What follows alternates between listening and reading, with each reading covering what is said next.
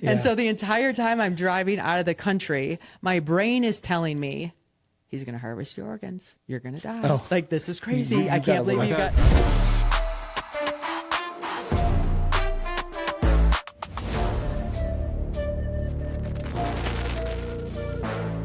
Hi, and welcome to the Flat Bill Investors Podcast. I'm Josh Zagloski. And I'm Zach Spencer. Good morning. Hey, so I already got a frog in my throat. So we are blessed today, Josh. We have a two-time world record-setting mountaineer. She's a mom, an entrepreneur, Guinness Book of World Records record holder. So I mean, and I think this is twice over. All-around great person. You're going to see her smile. She's great. We're going to introduce her new company called Some Days today. But Josh, we are lucky to have Jenn Drummond on with us this morning. Good morning, Jenn. Good morning. Hey, Jen. Happy to have you. Oh, I'm so excited to be here. So Yeah. thank you. Okay, so I want to jump right into something that I just found out that you just set another world record. So I want to hear, this is fresh. This is only a few days ago, right? Yes, a week ago about right now. Can we jump right into that? Yeah, please. Okay. So I set one world record, and when you finish something, everybody asks, "What's next? What's next? What's next?" And I didn't know what was next, and I eventually dropped my son off at college, started sobbing like a baby because my family dynamics changed forever at that moment. Oldest at college, yes. And I'm like, what can I do to hold on to these other kids that are at home? I'm like, the last 3 mountains to set another world record, they can climb with me. And so now we have to train together, we have to plan together, we get to do the experience together. So I guess I'm going to go after one more. And so we called There it, you go. yeah, right, of course. So we called it Project Climb Higher. And so we did 3 mountains in 60 days. And my last mountain was Denali, which is the highest point in North America. And it is a beast. And I would first say for the audience, because I know, why don't you tell them what your first record was? Yeah, let's roll it back. Because that way a they little understand what the mountains and what your now your second one was. Okay, so I'm the first woman in history to climb the second highest peak on all 7 continents, which are actually harder than the highest. But every speech I deliver, I always get a question like, well, why didn't you climb the highest? I get that question too, because you and I are like brother sister, right? Yes. And so I tell people all the time, oh, you got to meet Jenn. You know, she's in the Guinness Book of World Record for being the 7 second summits. Like, why didn't she do the first summits? Exactly. So now I'm like, I did the first summit. Do you say, why didn't you do those? Yeah. Like, let's Why go don't you do one climb. of them? Why don't you do one of them? Yeah, totally. No, so then I went back and circled and finished all the first, which was, now I can answer it from a knowledge, not a reading from others. And yeah, here we are. So, what's some second summits for people that like they may have heard Obviously Everest, Denali, like what's some summits? Yeah, so you have K2, Okay. which is probably a big famous one. Yeah, it is. And then you have Mount Kenya. So a lot of people know Kilimanjaro, which is a hike in Africa. Mount Kenya is actually a 22-pitch rock climb. And so you're in a harness, you're on a rope, you're doing all that kind of stuff. You have Mount Tyree in Antarctica, Ojos del Salado in South America, Mount Logan for North America, Dik Tau for Europe. Yeah, so they're just a little more technical to get to and not as logistically sound. And if you want a good book to listen to or read, what's the name of the book? I know I've listened to it. Yeah, Breakproof. Breakproof. You will find out that she didn't go 7 for 7. Of the 7 summits, it took her 10 tries. Yes. So there's a couple of them that she had to do it 2, maybe 3 times. 2. Okay, a couple of them, 2 times. I mean, imagine if you scheduled, you trained from like when you're listening to the book, you'll find out that Jenn's a rock star, because you'd be so frustrated if you trained for months and then you fly to Africa or wherever, she had to do it 2 times, and she went up halfway or a quarter or 3/4 away or a quarter way to find out they couldn't finish it, and she had to go back and reschedule the whole trip to get up to there. So why don't you talk about that a little bit? Yeah, right. So you're always going in with your best intention, and you think, hey, I'm going to win, I'm going to win, I'm going to win. But to win in the mountains is coming home alive. Yeah. And so I think even with building a business, when you launch a new product, do you have enough runway to come home and keep the business alive? Right? So when you're climbing a mountain, you're running that same philosophy. And on one of the mountains, K2, I had a teammate pass away in an avalanche. And we were a day away from the summit. And the question... And how many days is it total? I mean, I had been gone for over 3 weeks at this Wow, point. and you're a because day of the away. weather. A day away. Imagine that. Oh, because you're waiting to start until the weather window opens up. Well, and when you climb big mountains, you actually climb them multiple times, which I think a lot of people don't understand, but that's part of the acclimatization rotation. So you're going to climb up to a point where you hit failure because your body doesn't know how to operate in that lack of oxygen environment. You're going to come back down to base camp. That stress causes your body to physiologically change. So it builds more red blood cells. It takes about 3 days to do that. And you'll go up the mountain, you'll go to camp 2, come back down, and you're going to do that until your body's ready to hit the summit. Again, similar to business, right? You're like, hey, I'm going to go do this thing. Oh, we get out there and we're like, oh, we didn't know X, Y, or Z. Let's come back to the boardroom. Sure. How do we integrate what we know now so we can climb higher up our mountain or get our product further down the road? And so That's a great analogy. Yeah, it is great because you're adjusting of your path.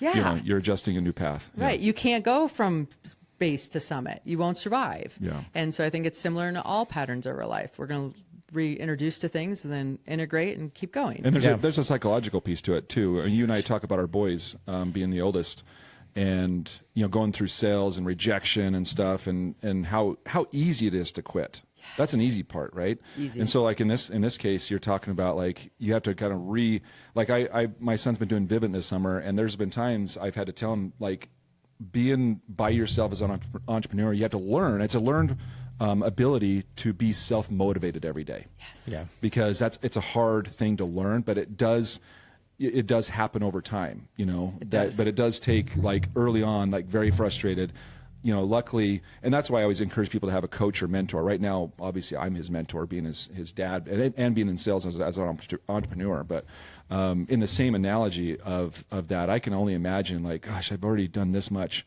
I have this much to go, and you have to kind of readjust and be self-motivated. Every step down feels like failure. Yeah. Right? You're like, I'm going the opposite direction. Yeah. How is this part of the process, right? Yeah.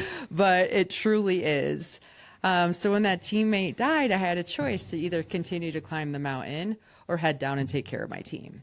And thankfully, my kids are watching because it gives me a different lens to look at every single perspective. Yeah. And I realized I don't want to teach my kids peaks over people. And if I climb this mountain, I will demonstrate that. Yeah. I need to show my kids we do people over peaks. That's awesome. And so then I climbed down. We did all that stuff, and now that meant I had to come all the way back and do it from ground zero, and all that money, all that time, all that everything. And K2, unfortunately, has a record of killing 25% of the people that climb it. Oh, I know he did. What's Everest at, just for reference? 3? 3% the people that climb So Everest. K2's the highest, you'd say? 25%, yeah. And then what would be the second? Like Annapurna is probably the second deadliest, or it's between K2 and Annapurna. And are those just weather, or is it the terrain? So or is it... it's the terrain and how like the snow collects, and so there's just huge avalanche risk that you can't mitigate, and just different things like that. So you're sitting there thinking like, I'm a mom of 7 and I have to come back, and this odds are against me. Yeah. But I just really felt like it was a mission I was assigned, and so I was just always checking in with God and being like, is this where I'm supposed to be? This is where I'm supposed to be. And I kept getting a yes, and that's how I continued. Well, I think the audience just heard that you're a mom of 7. Yes. I was gonna kind of mention that because we haven't mentioned that yet. Why don't we backtrack and maybe spend just a minute before we go into more on some days and the second world record is where this all started, being that when you lived in Michigan, where things changed to move to Utah and deciding to start hiking. Yeah. Okay, so backtrack a little bit. I took the boys skiing in Utah, and they had the best time ever. And all of a sudden, I realized... While you're living in Michigan. While I'm living in Michigan. So we came out here for like a ski weekend that everybody does. And I had one child that was always a little bit ornery, and when you have one ornery, they all kind of go sideways. Sure. And so I bring this kid out here, and he literally pees his pants because he doesn't want to go inside and have hot chocolate. He wants to ski the entire time. And I see this version of him that I've never seen, and I'm like, oh my gosh, like, you're thriving here. Yeah. And in Michigan, when you have 5 little boys indoors all winter, you all go crazy. Yeah. In Utah, we have this beautiful weather that you can play outside year round. And we just had energy that we had to burn. And this was a perfect way to burn it. And so I told the coach, I'm like, I should move here. He's like, you should. And my next 3 phone calls were yes, yes, yes. Yeah. I was like, uh-oh, like, what You're did like, I no, just actually, I should. Yeah. I'm like, what did I just say yes to and what's happening? So at 35, I moved with 7 kids under the age of 8, Wow. 2,000 miles away As a from single anybody mom. I knew. Yeah. As a single mom, I want Now, to. for clarification, there is a set of twins in there, so Yes, that does yes. help The numbers math. figure out, Yeah. right? Yeah, The yeah. math be mathin'. Yep. But no, it was one of those things I look back on it now, and no wonder why everybody thought it was crazy. But Yeah. for some reason, I was like, no. And I think the universe talks to me through my kids. And so, like, I'm always looking at, like, my excuses show up as my kids, my, like, drive shows up as my children, because that's, like, Yeah. the tool that the world uses for me. And so we moved out here. And then I just started life again, right? Like running soccer, doing the classrooms or whatever. And thankfully for me, I got into a car accident. And I say that because I survived. I shouldn't have, but it was a wake up call saying, hey, the life that you're trying to live doesn't feel right because you're looking for external validation instead of internal. Sure. And so if you can take a minute and just say, like, hey, what makes Jen happy or what's Jen interested in doing, you're going to align with your talents and your skills and show up a different way. Yeah, 100%. Did I know that was mountaineering? I'd never slept in a tent before. Like, zero chance I was on the radar ever. Yeah. But when you start leaning into things that feel good and aligned, new doors open, and all of a sudden you're in a place you didn't even expect. Yeah. That's yeah. cool. That's such a cool story. And it reminds me a lot of the mentality. It's interesting to hear you say, thankfully I was in this accident. You know, to be able to put that kind of lens on something that other people might look at a huge tragedy and say, oh my gosh, I'm going to cry for myself. And this was terrible. And it made my life go this terrible direction.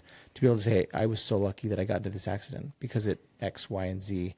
You know, there's the Stoic philosophy, memento mori. I'm sure you've heard that term. Have you heard that? Explain it. Memento mori is just the reminder that we are immortal. So it's that really tonight could be your last night.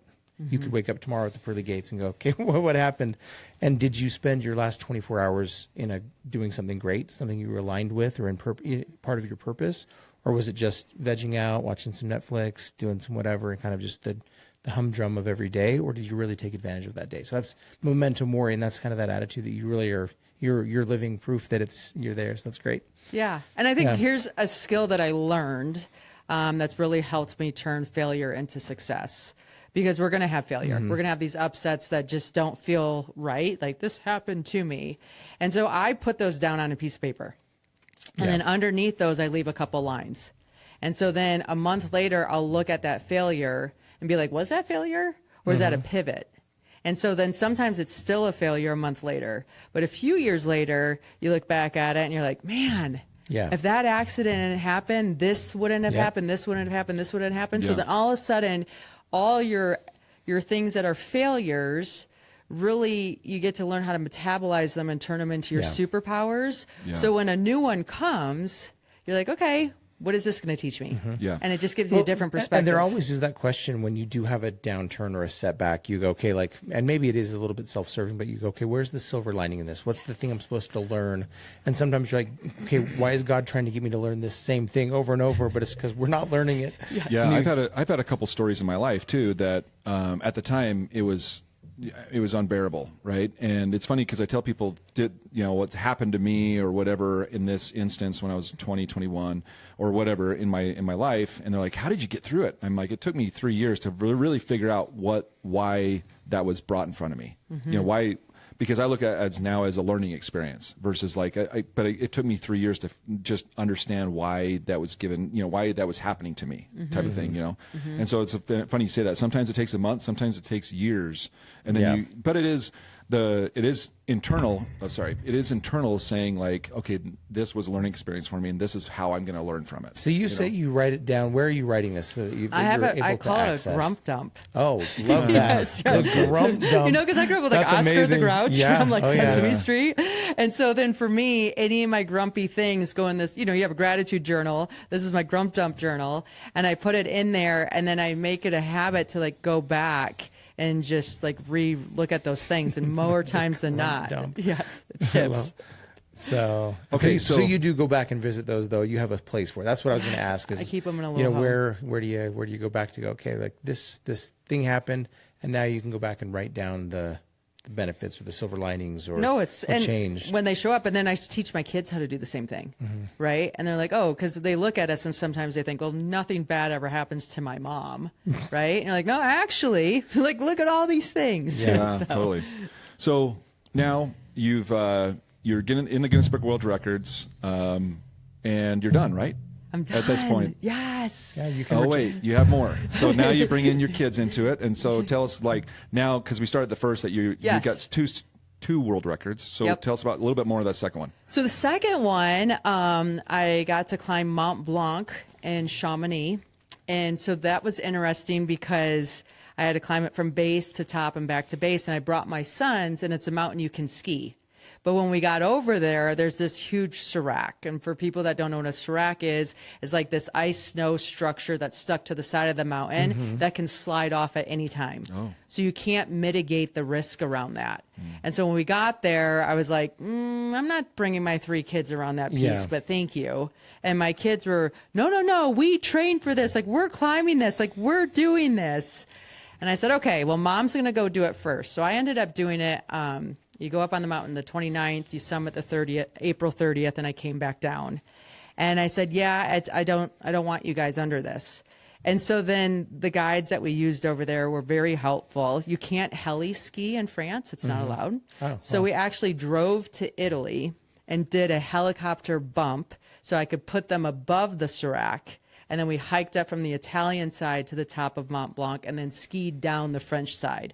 So I was fine the skiing part because they Yeah. would move past Yeah. that section fast. But when you're hiking up it, you don't. Yeah. And so it was one of those things where it was fun to be with them because we thought we could do it on May 1st and we hired this helicopter and we show up at the helicopter hangar and they're like, well, what do you mean we can't fly? I'm like, just because you paid doesn't mean it goes, honey. Like the weather has to cooperate. Remember Yeah. Kobe? Like, come on. Yeah. Right? And they're like furious and I can't do anything about it. And as a Yeah. parent, it sucks not being able to do anything about it. Yeah. And then thankfully on May 2nd, it worked out and the whole thing came together. But it was a fun lesson in you have to pivot. What are other options? Yep. We have like non-negotiables. Those non-negotiables actually become your superpower and how to figure out what to get done. Yeah. So we had awesome there. When you've got your back kind of against that wall, you got to figure out some solution. Yeah. Yeah, that's great. Yeah. And lot if of we good didn't do metaphors it, in all we of didn't this. do it, right? So then I went to Russia, and considering the conditions in Russia right now with us, I decided not to bring my children with me there. So I flew them home. I flew into Russia. I was acclimatized, which meant I could do it faster because my body was already used Yeah. to that altitude. And we got amazing weather. So I came down earlier than expected by about a week. And I told the guide, I'm like, hey, can you help me fly home? And so he calls the airline and they're like, well, a drone dropped a missile. And so the airfield's closed in Russia for the next 5 days and we don't know when it's going to open. I'm like, what? And so you have no money Yeah. as an American in Russia right now. You can't use credit cards. You can't access cash. You can't even use Why crypto. can't you use credit card? They've got it all 'cause shut down. They shut it all down. They're bleeding them of capital. Even their residents, even their Well, their people Yeah. can, but our cards coming from the U.S. will Yeah. not work there. Wow. There's no way they're getting money We from went through us. that a little bit in Venezuela where they had just shut it down. So we would smuggle dollars in through magazines and things. So yeah, because you just don't have. Yeah, You have no anyway. money. Yeah, no I'm money. like, listen, I am not eating spaghetti with ketchup as sauce for the next 5 Yeah. days of my life for Yeah. every meal that we have here. Yeah. And so I hired a driver to bring me to Georgia. And so it's normally an 8-hour drive, but because of this whole Mm-hmm. shutdown, it was going to be anywhere between 12 and 24 hours. Wow. And I was like, oh my gosh. And so this guy shows up. His name's Yogi. I swear to God, he was KGB, but we'll go with Yogi. Like, sure. Yeah. And so the entire time I'm driving out of the country, my brain is telling me, he's going to harvest your organs. You're going to die. Oh. Like, this is crazy. You I got a can't believe little- you I've got. had some taxis that I've had that thought. For Yeah, sure. yeah, yeah. I'm like, what am I doing? Right. And so it's so funny because our minds are so powerful. Yeah. Right. And I'm like, well, actually, my fingers are fine. My toes are fine. Yogi doesn't want anything to do with my heart. We're Yeah. fine. Yeah. So got dropped off in Georgia. Your credit cards work immediately and flew home. But it's just, it's funny how challenges show up. Yeah. And then I went to Denali. And Denali is a beast, if anybody knows. It's With- So you're your doing kids? these kind of back to back. This isn't like you took 1 year to get this record. No, I was like, let's get it done. You just Just Because like your Go into fitness it. spills. Yeah, how do you? Well, I was going to say physically, is there a lot of recovery time from doing those large multiple summits? Because it feels like you need some time to like. Yeah, I rest mean, or like recover. Europe and Russia, I did 3 summits in 7 days. Yeah, right? that's So that crazy. was crazy. But my body's so trained, and what most people miss is your recovery is the most important piece. If you can sleep, if you can Yeah. rest, if you can do whatever, your body will perform when it's time. Sure. But if you never give it that chance to reset, it's really hard to make it Yeah. go. Yeah. And then we came home, and Denali's a beast because it's such a huge mountain. It makes its own weather. And where's it at? It's in Alaska. Oh yeah, I don't know. Yep. So you fly into Anchorage, you drive up to Talkeetna, which is 4 hours. You fly onto the glacier, and then you start the. And how many kids did you have with that? I only took 1. Okay. It takes a very specific mindset to be able to handle Denali because the weather can reflect off the snow. So it can be almost 80 degrees in certain pockets. And then that same night, it can go like -60 with wind chill and cold and all this. So you have to be willing to sweat and freeze. And you have no Sherpas, you have no porters, you have no help. And so how you come? they don't allow it. Oh, interesting. Believe me, yeah. I would have hired it. Oh, yeah, no, I mean, 0 questions Yeah, asked. yeah. I even tried to put like a Nepalese person that I knew on the team because he'd always wanted to do it, and they didn't allow it on the permit. oh, Yeah, interesting. they watch it massively. Wow. And so we landed on the glacier with 5 people and 650 pounds worth of like fuel and food and tents and gear. Because you already and- pre-order that stuff, and it well, you order it all here. Like you have to bring it all. Yeah. Yeah. And so it's just this game of we can only move up so fast at a time. We have to bring all of our resources, or how much do we need? So you're constantly, just like in business, what am I doing? Do I have enough? Do I not have enough? Do we have reserves? Are we moving at the right speed, at the right Yeah. direction? You get dropped up around 7,000 feet. Then you'll climb to 9,000 for a campsite, then 11,000 for a campsite, then 14,000.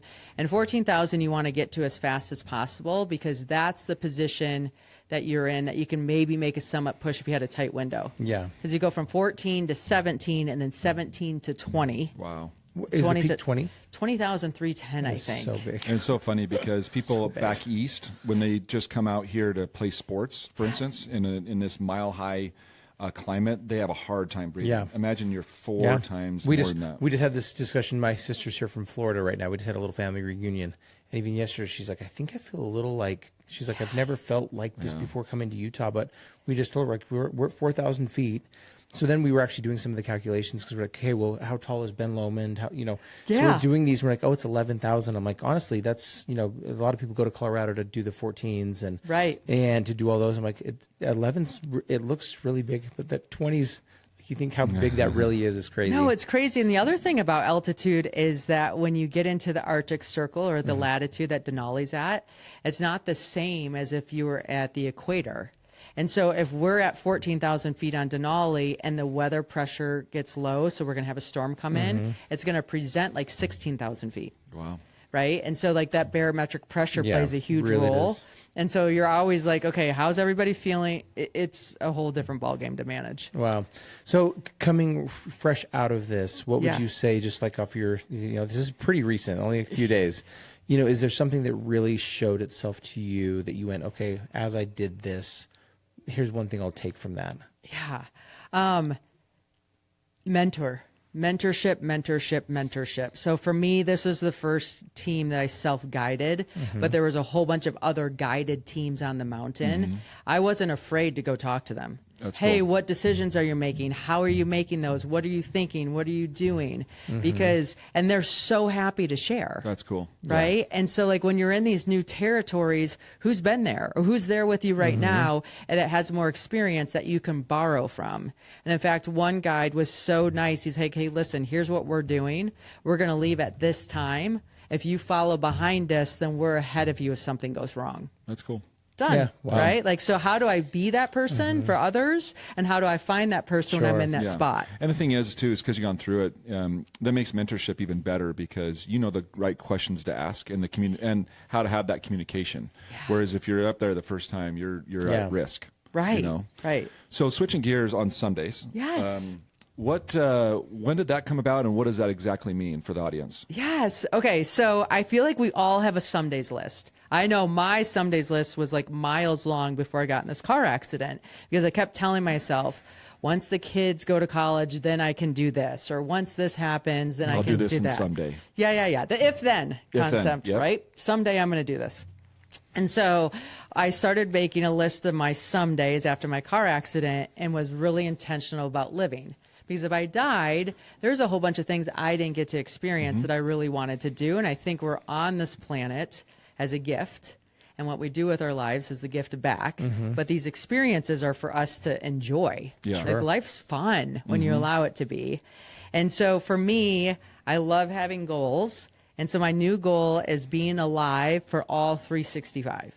So what can I do to give this date a memory that shows that I was alive and I showed up and I'm grateful for this life? And so my some days list is what I work from to fill these alive moments of my life. What would you say, just as a guesstimate, how many items were on that list before the accident, and like how often are you always adding stuff to it? So I add to it regularly because I'll meet people and I'll hear something that they've done, or I'll go somewhere and I'll be like, oh, I want to come back and do this, or this. Yeah. I didn't even know this thing existed. And then the fun thing is like, so I called some friends about this some days concept to see like, is this only me or is this you too? And every person I've called, they can rattle something off like this fast. Yeah, everybody's got their bucket lists in there. Totally. It happened yesterday. We were pulling into the driveway, and my son says, "When are you going to learn the guitar? Because you've always talked about learning the guitar." And I'm like, "I'm going to do that someday, because right now I'm learning golf." Yeah. That's the thing I'm learning now. Yeah. So it's like, and I know Jess Eitzler always talks about the Japanese. I know Misogi. yeah. That if you do how many hours? 18 minutes a day. 18 minutes a day, you can be an expert or a very skilled person on that In thing. 1 year, yeah, So that's my thing right now, is like golf is my thing this year. So I want to do something every day. We were just talking about that. You've golfed a lot this year. I know, I'm so proud of you. And it's such a fun family thing to do yeah, together. it's becoming a family thing. It's been so fun. That's Yeah. what makes it even better. Yeah, no, so I called a friend and I'm like, hey, I'm doing this some days thing. Like, what's on your some days list? And he is part-time Park City, part-time New York. He's like, I've always wanted to do a front flip into a foam pit. Interesting. I'm Like, like, you could do that today, literally. I'm like, we're doing that. So I'm like, okay, I called Woodward. I booked us an instructor. Yeah. The next week we went. He got his front flip into a foam pit. I'm like, how excited he was. He's 67 years old. That's so funny. Did his first front flip into a foam pit. Yeah. He's like, I can't wait to call everybody and tell everybody. I'm like, do you realize like what was holding you from doing this moment? Like, Yeah. did you just really need permission to be able to say yes? Sometimes we need someone else to nudge us, and so that kind of goes like kind of a segue into what you're planning on developing by September, October, whenever the start is. But how can someone else take advantage of some days now? Yeah. So the concept was like, we all want to meet people or be social, be in real life. Like, we're kind of done with consuming content. We want to be the one living the content. Yeah. And so my thought was, we're going to make this app where you can store your someday list, make it private, share it with friends, or make it public. And if it's public, now all of a sudden you can find maybe a whole bunch of people that want to do a hot air balloon ride, or they want to go watch a sunrise at the Antelope Island, or whatever that is. And so then it gives you this permission to organize the thing or do the things with others. And when you do these things that you want to do, the excitement, the energy, the confidence that builds spills into other aspects of your life, and it just keeps getting better. That's amazing. Well, I think how you're for sure going to find somebody that if I go, I know that like on my list this year is to go do the Moab, the big swing, the rope swing. Yes. And the more that I tell people, oh yeah, this year we're going to go do that, they go, oh yeah, that's on my list. I'd be hiding And so- from you. I'm like, I'm in Fair Heights. You go do that. I'm just kidding. There's like hashtags or something you guys can connect. Yeah, with. there's That's got to cool. be some, Moab and- or geographically. I'm excited to see how the app turns out, because it'll be really cool to see you connecting people through these shared experiences. So Yeah, and shared really interest, good. right? Yeah. Like, I automatically know. So. Yeah, you automatically know someone's got a death wish when they're going to hike Denali. Yes. You think jumping off a rope tethered is bad, but no. And anyway, so that's great. But No, I know. Isn't that funny Yeah. how we have different fears like that? Uh-huh. I mean, like 5 people died on Denali the week before we left. and you're like, oh, I'll I'm go like, up. oh my gosh, I'll I'm go next. up. But you Yeah. put me on that rope swing. I'm like, that's yours. Yeah, there you go. Yeah. Well, We yeah, all that's have amazing. different ones. I know this has been. I was going to say we're surprisingly out of time already, but this has been really, really great to get to know you and to hear some of the things you're doing. I think for me, it's got my wheels turning and my motivation's kind of cranked up a little bit. And so I really appreciate you being here. And I would tell the audience, how do they find you? And how would they stay in touch with you and then also get updates on some days? Yeah. So check out jenndrummond.com. That's JENNDRUMMOND. We have plugged into that site so you can get there, and we'll give you a list of 100 ideas to get started on what your some days list might be. And you can see the adventures that we're doing and follow along. Awesome. That's so Thank you. great. Thanks, Jen. Thanks so much for coming up. Thank you for being here. Thank you. Well, until next time, invest in your future. Invest in yourself. This is the Flat Bill Investors Podcast signing off.